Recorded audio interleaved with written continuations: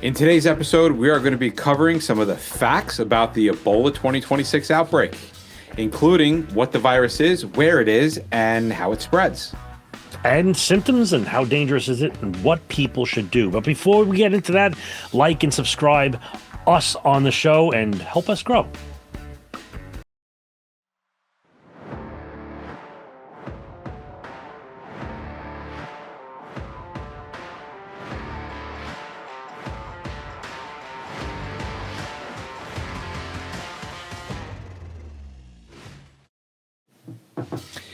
You know what the worst part about getting to a hazmat scene is? Yeah. It's when you have to put on CPC and you forget pants and your leg hairs are plucked out. Oh, yeah. That's bad, but also uncertainty. You have no idea what's in the air.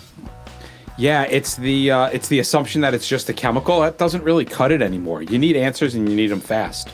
And that's where the Explorer comes in. Real-time chemical ID and quantification right in the field.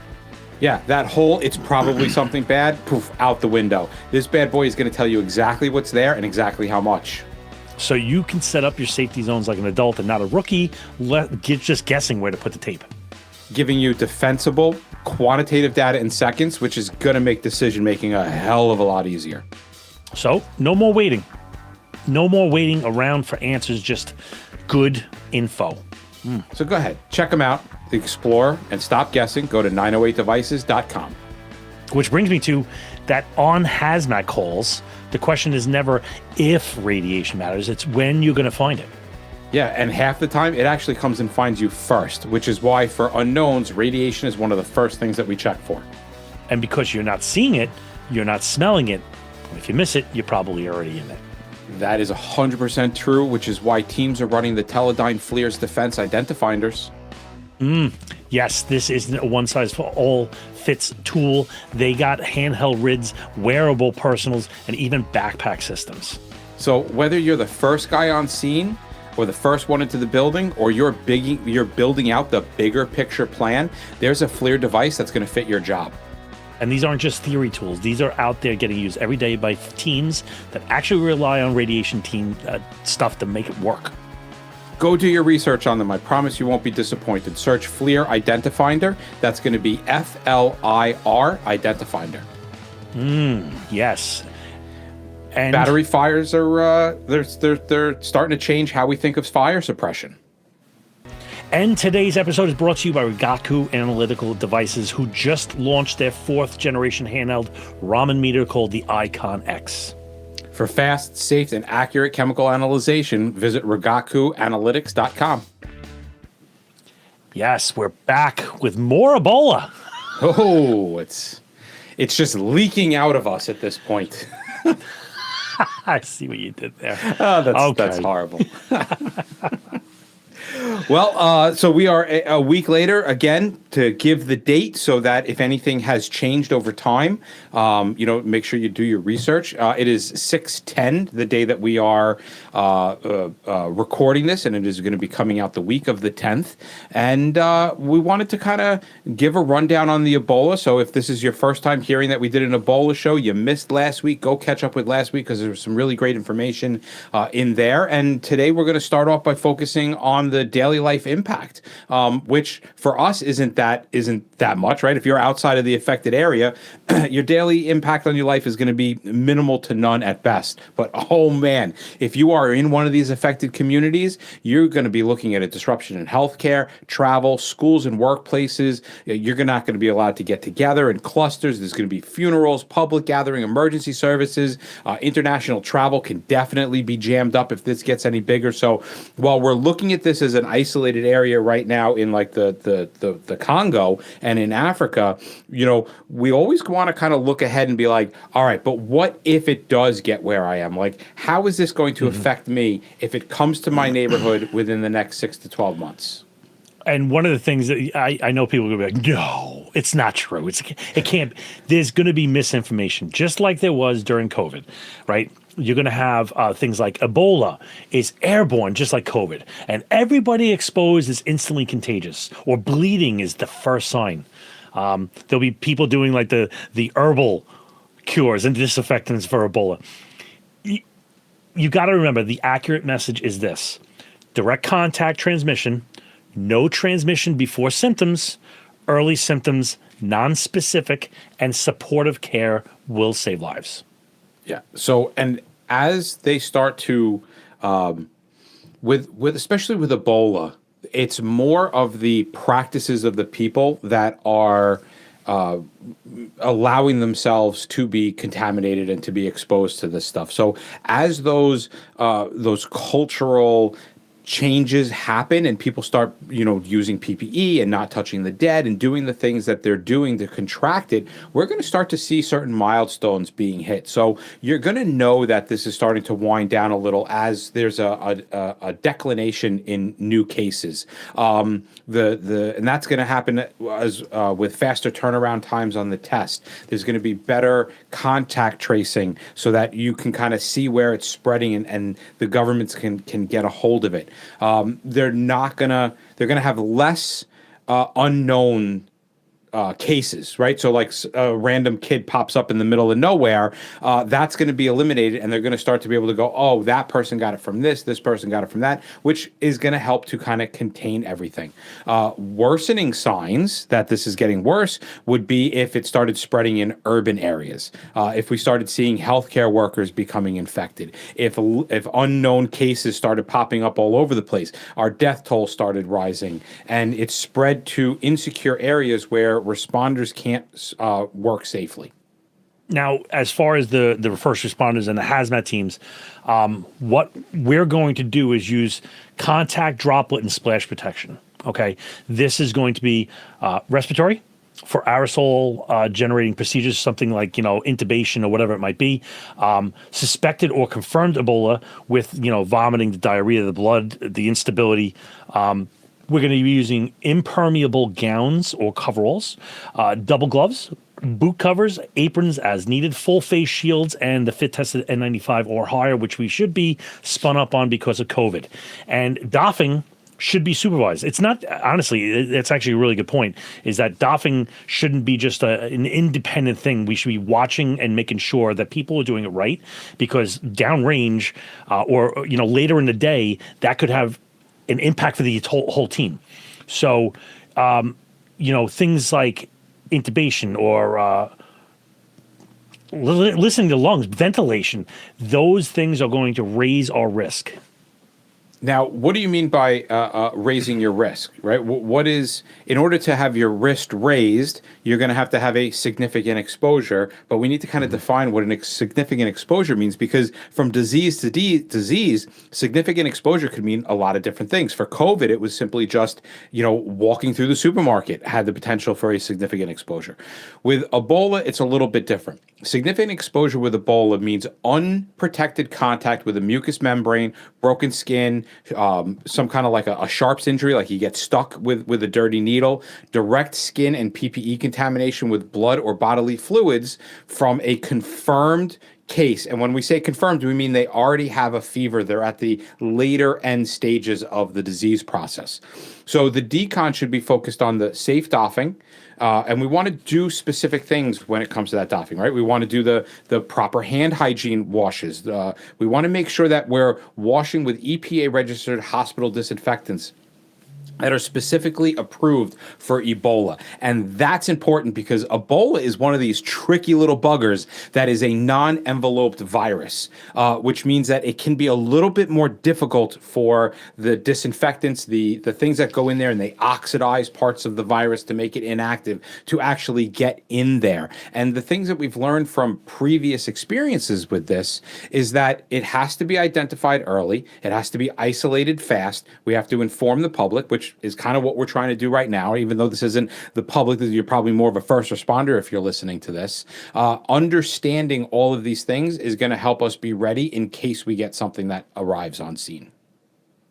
Now, let's get into like the checklist, let's say. And this is like the takeaways, right? For Ebola and for other viral hemorrhagic fevers, we're going to use like the best decon method. Which one is it? It depends on what you're decontaminating. Like if you're doing personnel and PPE, that's one type. Equipment, another type. Ambulances or vehicles. actually human remains or even environmental services, all going to have different ways. All right. So for you guys that are out there and you're operating in the field, especially if there's going to be visible blood, there's vomit all over the place, diarrhea, dead bodies, human remains, parts and pieces, right? The primary decontamination method is going to be to physically remove the contaminants first, right? So when we look at this like a wipe spray wipe type of a method, or what do we call it, a rub squirt rub, right? Yeah. Getting the bulk material off becomes one of the most important parts. You're removing the contamination, and then you want to think about killing the contaminants afterwards. And if there's blood or vomit present, then we're going to blot or absorb the visible, what you can see, remove that gross contamination from the PPE, and then prevent that spreading from during the doffing process.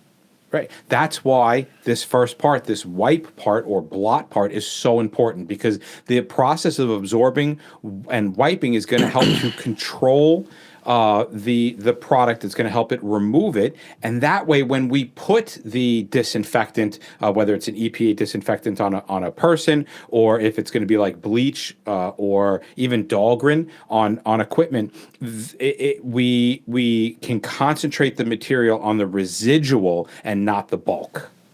So that leads us then to the question is, well, what the hell is an EPA approved disinfectant?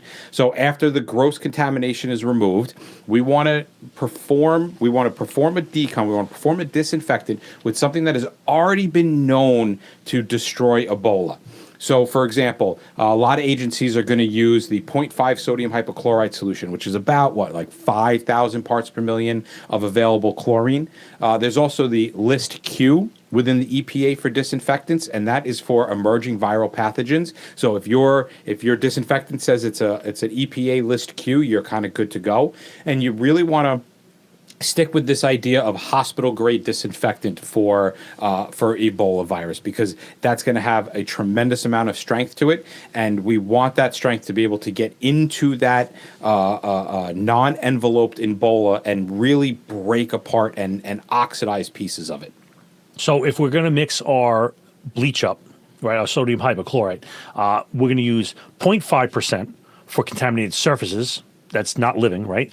And then 0.05% for hand washing stations or some reduced limited settings where we're commonly used, because that bleach will tear you up, your skin. Oh, yeah. It is strong stuff. So, that zero makes a difference. We often, it's unfortunate in hazmat, but decon tends to be the least properly trained thing that we do. And we know this, right? You go to your hazmat class, and if you're doing the wet decon, they kind of, you touch the person with the brush, then you touch their foot to simulate, hey, I got your foot, okay, lift your foot. Like, it's not really done well.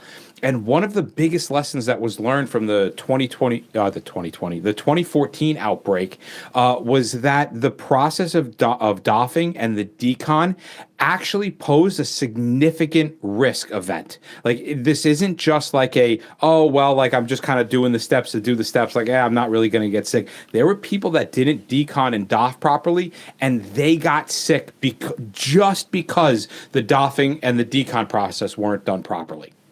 So let me crack open that old report and tell you why they had problems, right? There was, for hazmat teams, right, we're talking to them, trained doffing officer is more valuable than additional disinfectant.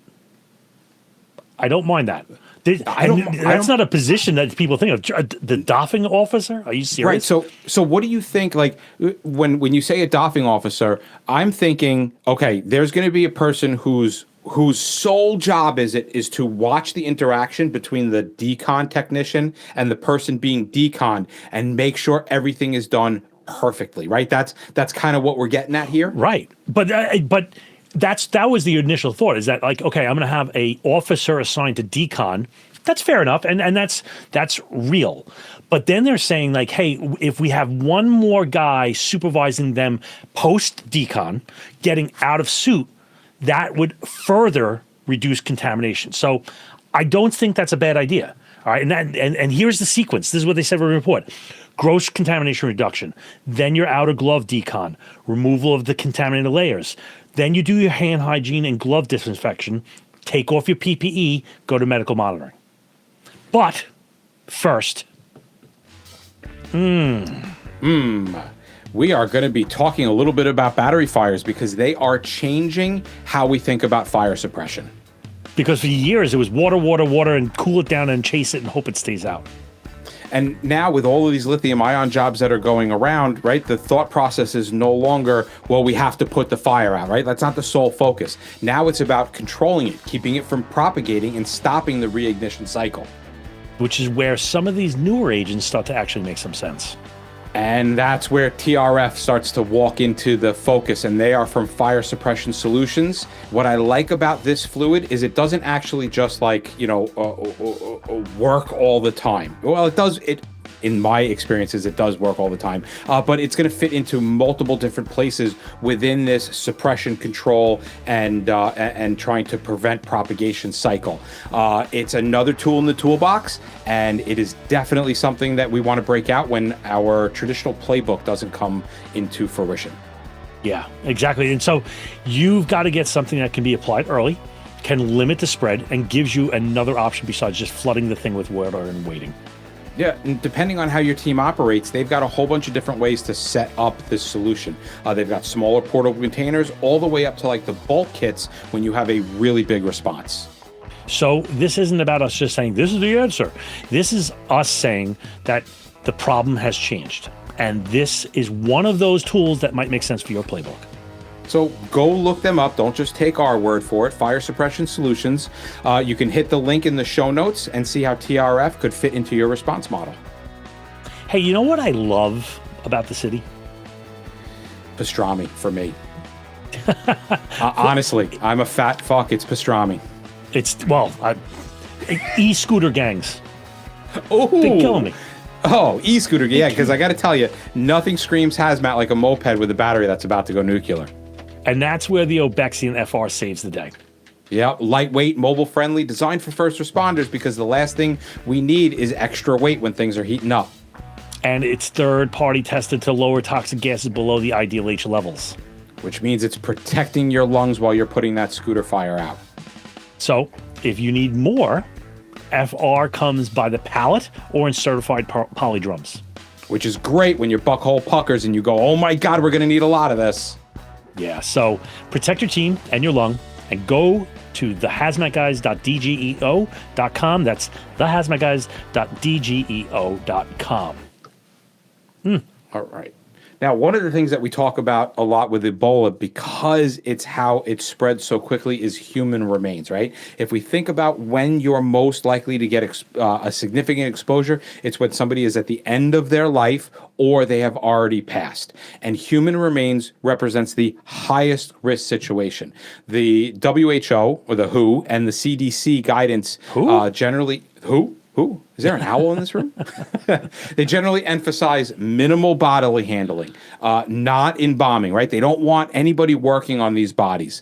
If we're going to put them in a bag, you got to put them in a leaf-proof bag. We want to be able to disinfect the exterior of the bag. We want to limit the amount of personnel that are coming into contact with this body. And then we absolutely need to control the transport. So the body, if you can remember that the body remains highly infectious after death, and you are dealing with a live agent, then every step of the way you'll just be a little bit safer. Now, our equipment, because it's not disposable, right? So we have to take care of that. For our meters, our radios, our tools, our stretchers, and stuff like that, again, remove the visible contamination, disinfect according to the manufacturer's guidance because there is some of that stuff, and allow proper contact time. This is one of the more important things, is that we get impatient and the juice takes time to work. So give it time and then you're going to re-inspect it. And that contact time is usually where we fail. All right, spray it on. If you spray, it's not like you're picking up the chicken off the counter where you just spray the 409, you wipe it up, and you're good to go. This takes some time. So spray and wipe is not decon. You know, when we think about decon and hazmat. When we think about decon and hazmat and transporting, we're okay with it, right? Like we understand hospitals absolutely throw a hissy fit if we bring them a patient that hasn't been properly decon. But we don't often think about deconning bodily fluids because, we take a person from a car, they're all beat up to hell, they've got blood all over the place. They're just going right back in the ambulance, and the hospital doesn't care if there's, blood and bodily fluids. With transport and ambulance transport, this becomes a little bit difficult, and it's definitely going to be a part for us as first responders where we have to pull back and go, oh, we may have to clean this person even before we put them in the ambulance, which means, again, gross decon. So if they vomited on themselves, that needs to be cleaned up. If they're bleeding, that needs to be cleaned up. You need to contemplate within the ambulance disinfecting high-touch surfaces, having to disinfect the entire patient compartment, which is absolutely something that we did with, what we use, chlorine dioxide? Yep. In the city, yep. And then you want to dispose of contaminated absorbable material as regulated medical waste, right? Yes, we're going to put it in the bag, in that red bag, but now we really have to know, like, somebody could get messed up handling this, which means if you're handling it, you're going to be doing gloves and the whole 9 yards, and verify your contact time when it comes to all of the disinfectants, right? Bobby was saying you got to let it sit. He's absolutely 100% right. But every product has a different dwell time. And that's what we need to find out. We need to find out what the dwell time is for the disinfectant that we're using. Now, let's say you're a boss and you're thinking, okay, I have to come up with an SOP. Calm yourself. We took care of that for you. This is your SOP, okay? Primary method is washing and disinfection, specifically absorption and removal of the contamination, soap and water washing when practical, and using EPA approved disinfection application, and then that ever-present controlled doffing. Now, secondary methods would be isolation and disposable, chemical degradation or disinfectant, and washing. And these are the NFPA 470 decontamination methods most applicable to biological incidents in general. Now, there are things I would not rely on, such as evaporation. Takes time. It's dependent on a ton of things. Dilution alone is not the solution. Neutralization is not a thing. And then solidification, I know that's a favorite in EMS with like vomits. They'll take the bucket to put the solidification thing in there, but they have very limited value for Ebola-type biological contaminations. Yeah, it's certainly not going to protect you. You can't gel the hell out of it and then touch the gel and be like, oh no, it's fine. It's in gel. Not going to happen. For hazmat technicians, if we could summarize Ebola in kind of like one sentence, it would be the safest Ebola contamination is carefully contained control, gross contamination removal, and very disciplined PPE doffing. And that is far greater than any kind of strong chemical. So responders, historically, how we kind of get infections is going to be unrecognized patient contact, improper PPE removal, needle jabs and sticks, mucous membrane exposures, and handling human remains. And these things are so much more important than the disinfectant.